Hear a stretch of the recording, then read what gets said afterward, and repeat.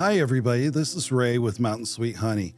Hey, today I want to talk about preparing for high winds and flooding, and that comes with hurricane season, as hurricane season is July through November.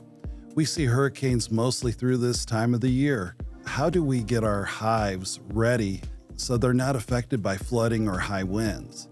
Today I want to take you step by step for flooding and high winds.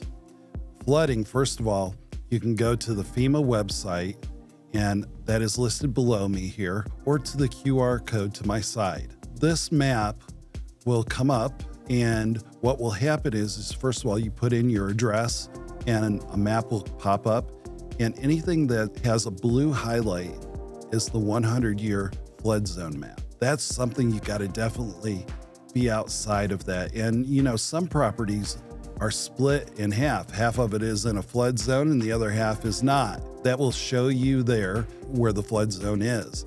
Now, it is also important to go on the U.S. Geographical Survey and find what the topography is on your property versus where you want to take it.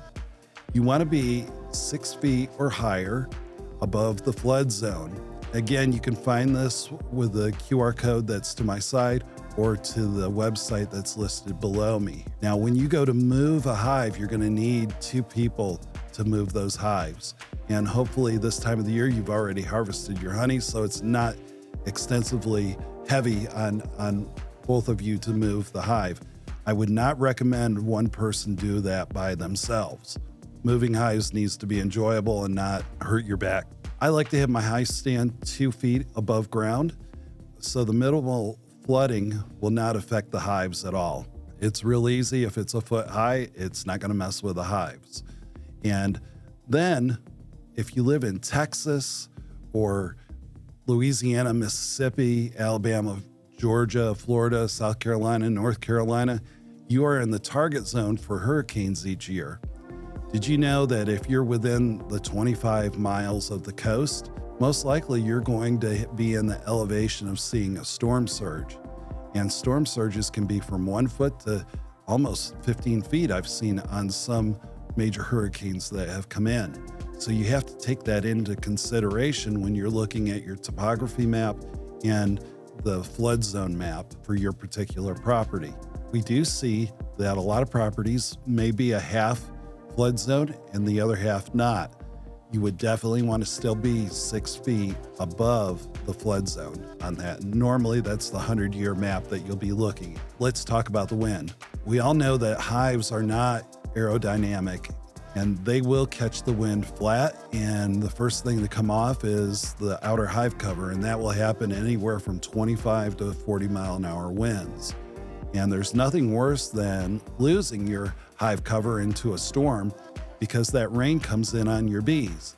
Well, the bees normally will be fine, but it's the brood that will be affected and you'll lose that whole cycle of brood. So you want to definitely make sure that you tie down the outer cover with ratchet straps, and one will do. And typically I just tie that onto the stand itself and they'll be able to ride through that very good.